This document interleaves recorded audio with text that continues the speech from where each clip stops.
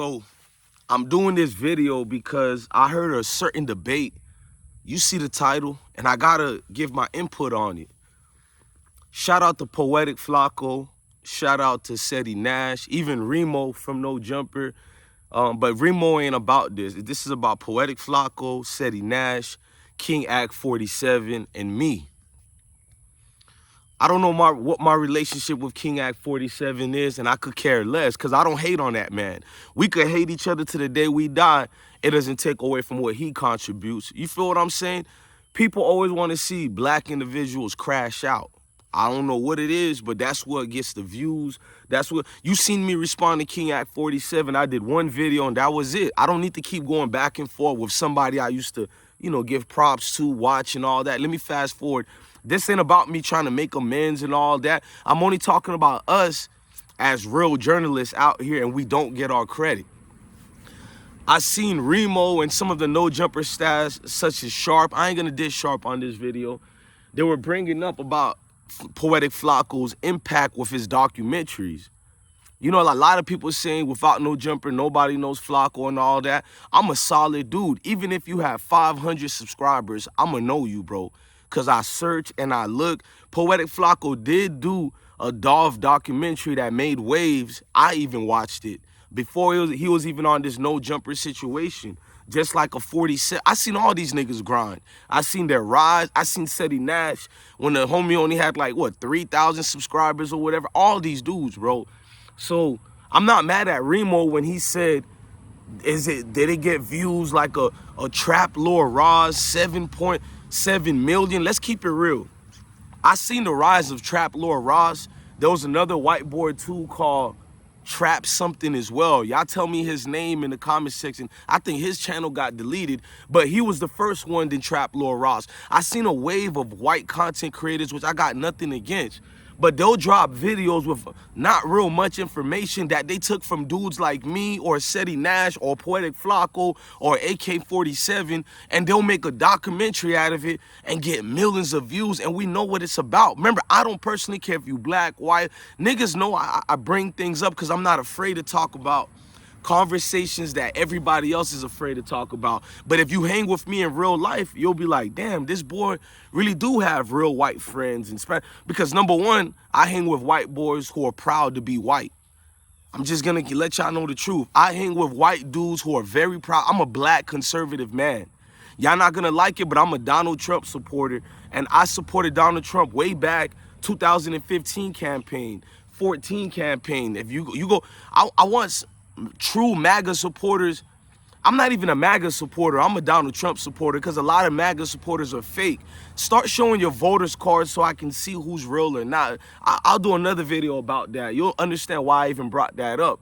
I've always been who I am. I've been called a raccoon for going against the grain. Now the same people who called me a raccoon, a sellout back in 2016, even in 20 when I voted for Trump. I voted for him 2 times, I'm gonna do it a third. They're the same people now saying, Donald Trump, Donald. I'm showing you how people dick ride the wave and they're not solid and real, bro.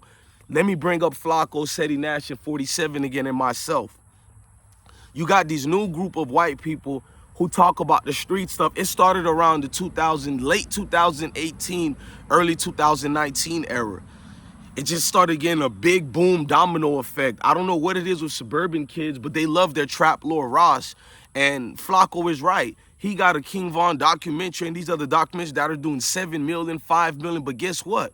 When you watch them, they have no real impact. The only impact is suburban middle school kids and high school kids watching your video because you're Trap Lord Ross to them. You're a hero to them. You look like them and you're talking about this street stuff, so it gives them hopes. Because let's just be real, white consumers, they buy more hip-hop product and music than black people do. So when you see your own in the culture, it makes you feel good, which they have a right to feel good with that. Just like you got 1090 Jake, who I give more props to than a Trap Lord Ross, because he's actually out here. He actually connect with the people who count.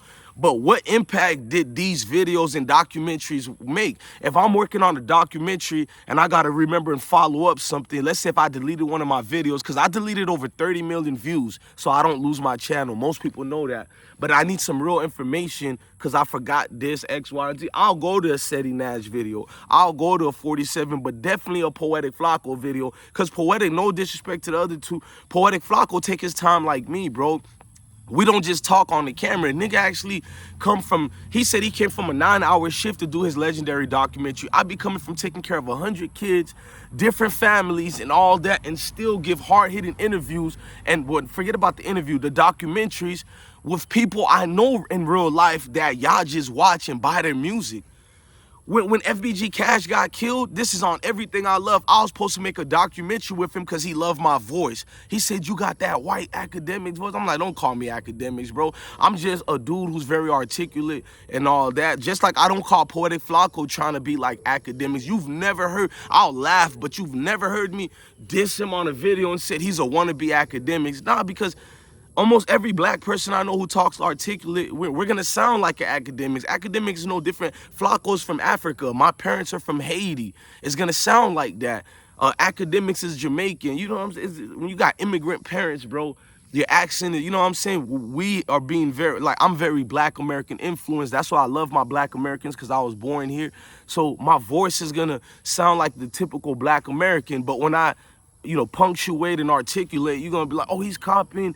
Bro, I heard I sound like XXXTentacion, because no, we just sound a certain way because of roots of, I guess, immigrants' backgrounds. But other than that, I link up with these people I do the documentaries with, and I don't get them arrested in my videos like what a Trap Lord 1 could do. But impact is, or certain departments using your videos, or certain news teams using your video, and that one is for me, the news teams that use your video. I had several news teams use my videos, and not even to arrest nobody, just to highlight the wars that are going on in any of these neighborhoods, and I'm proud for that.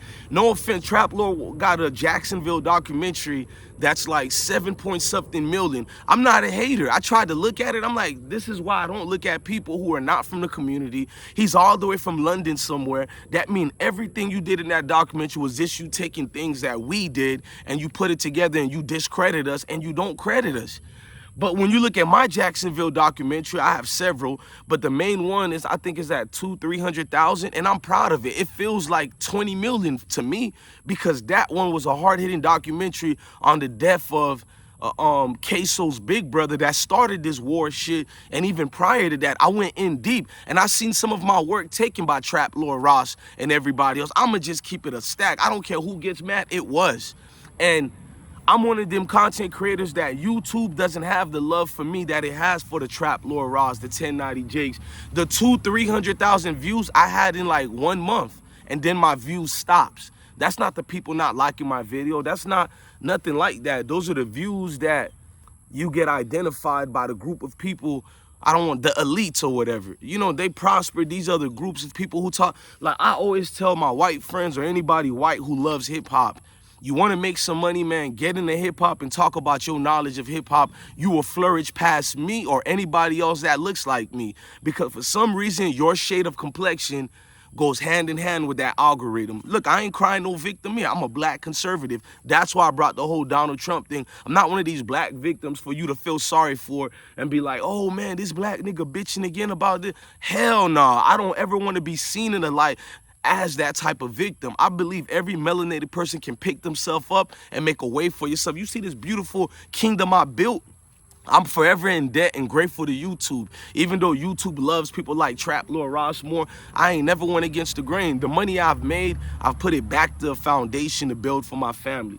But more impact, Poetik Flakko has more impact than a Trap Lord Ross.